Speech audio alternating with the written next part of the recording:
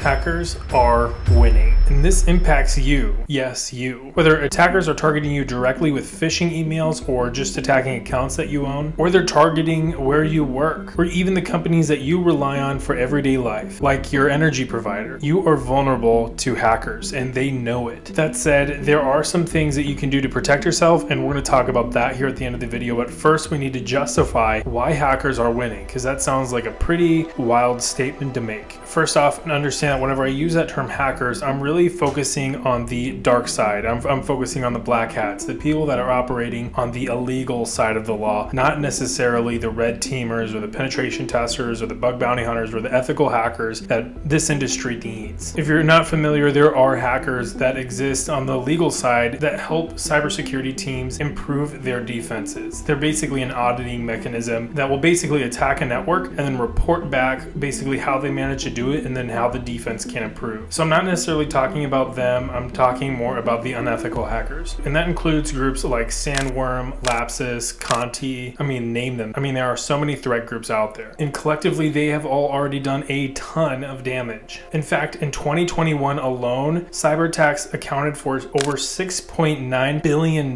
in damages just in the United States. And the cost from cyber attacks is expected to rise to a whopping $10.5 trillion with a T annually worldwide by 2025. Yes, trillion with a T by 2025. This is a huge problem, but why exactly is it this way? How did we get here? Well, first, attackers are at an inherent advantage over defenders. Whenever a cyber attack is happening, attackers really only need to be right once, while defenders have to be right 100% of the time to prevent attackers from getting a foothold on the network. That being said, the equation flips whenever attackers gain that initial foothold, because at least theoretically, they're operating within a network that the defense, again, theoretically, should have perfect visibility. And while anybody that works in the industry or in IT knows that that's a pipe dream, it simply isn't that way. Attackers definitely are operating with much less room to breathe than before they get the foothold. But simply put, gaining initial access is really enough. That is a cyber attack. And the sophisticated threat groups and hackers know exactly how they can pivot around a network, escalate privileges, and exfiltrate data without getting caught. In fact, the larger the organization is, the more blind spots there are for sophisticated or even non-sophisticated attackers to hide. Simply put, bigger is not always better. To make it worse, defenders are often lacking visibility or enough people in their team to be able to ensure effective coverage on the network. Obviously, as you can imagine, companies will prefer to spend money on areas that make them more money. IT and cybersecurity in particular don't exactly do that. And worse, that can get incredibly expensive, from the cost of tooling and services to the cost of labor and your employees to the infrastructure required to maintain all the IT infrastructure and the security that you need. That really racks up a hefty chunk of change, and that money doesn't come back. To make up for this, many companies have a habit of hiring the bare minimum of staff to basically make up for the cost and money. However, this leads to those precious few people being overworked, and then that leads to high turnover. Not only does that turnover create its own security problems because you have to keep training up new people, but it also leaves gaping holes in security just because you don't have enough people to be able to perform the proper level of security that you need. And the frustrating part is that it's not for a lack of trying for the staff. They're genuinely working hard to keep the company secure. They're just put in a really challenging position that really doesn't favor them. This article by Forbes spells it out perfectly. Quote, "The results of a survey released today that was conducted by cybersecurity company Cobalt found that, quote, nearly every security team has been, is, or will be struggling with finding and retaining talent. Indeed, 45% of security respondents said their department is currently experiencing a shortage of employees." And this shortage is something that we talk about already a lot on this channel. And that's one reason why I even made this channel, to try to hopefully get more people interested in cybersecurity, because boy, do we need people in cybersecurity. It's any incentive, it pays well, so there's that. Another issue with this is that the average end user and average people in general are not educated enough to really understand the threats that are out there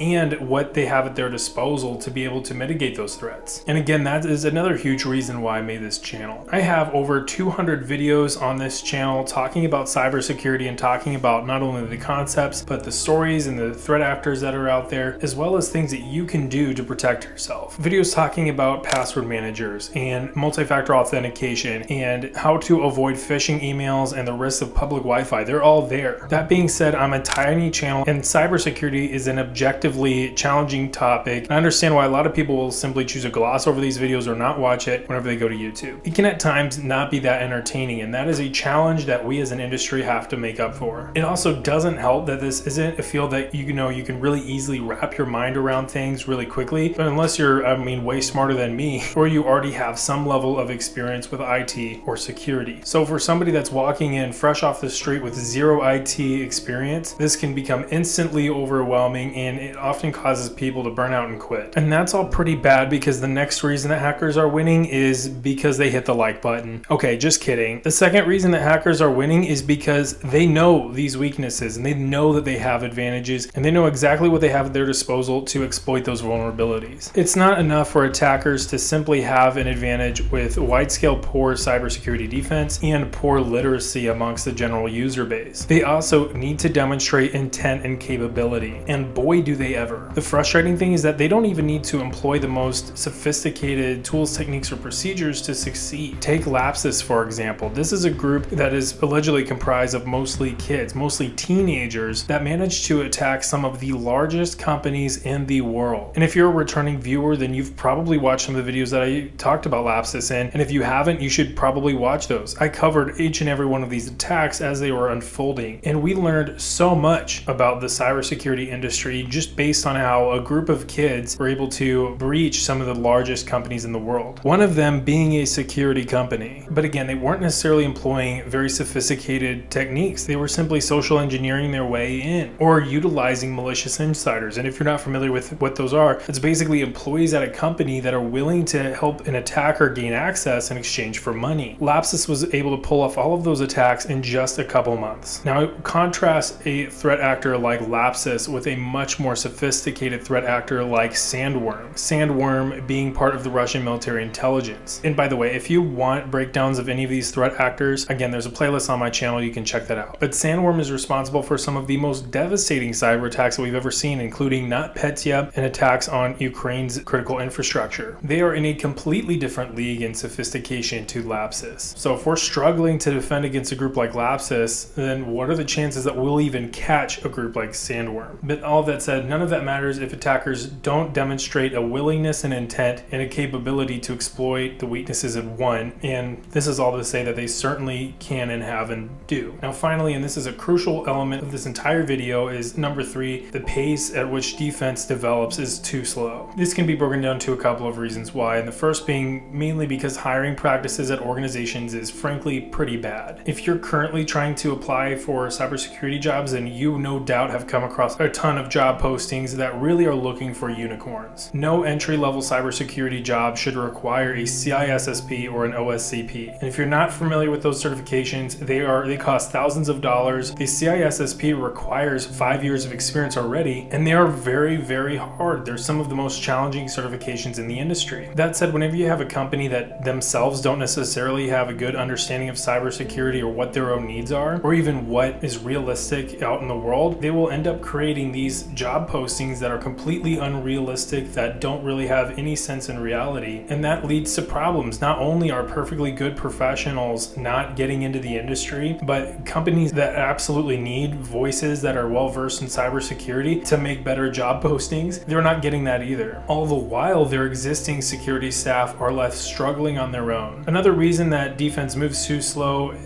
being a disadvantage here, is that it's easier to pivot a small team than it is a large group of people, especially whenever it comes to fixing issues. And really, this is another element of how big isn't always better, and it's a product of the team size and really the procedures in place within the organization itself. The bigger the company is, the more documentation may be required to simply implement a very critical patch, and the more dependencies that might get broken or violated with said patch. That creates a situation where a lot of large organizations end up running several versions behind on certain hardware or software because they're simply afraid to upgrade it to the newest version because things will break if they do that. And availability is a part of the CIA triad within cybersecurity, and so it's not to say that they're making the wrong decision, it's just a security problem and a balance that they have to find. And it's something that attackers can and have exploited. Now, until we can find ways to address these 3 issues at scale, and by scale I mean globally, we're going to have a lot of problems, and we're going to inch closer and closer to that $10.5 trillion number annual cost in cyber attacks. And that 10.5 trillion is your money. It's your tax money, or it's your personal money being stolen or going towards damages. And that's because we can't find solutions to these problems. So what are some solutions that we can talk about? Well, again, check out my channel. I've got a ton of things that we talk about on this channel, especially specifically for the end user, that you can be aware of and that can help you at least avoid some of these vulnerabilities. To get started, you should probably watch this video just to kind of get the foundations of cybersecurity. And if you're interested in learning about some of the threats out there, watch this top playlist. Also, be sure to like this video if it was helpful so we can reach new audiences, and drop a comment about some of your concerns that you have about the state of cybersecurity, or just what your favorite drink is. I'll take either or. So with all that, I'll see you all next time. Bye.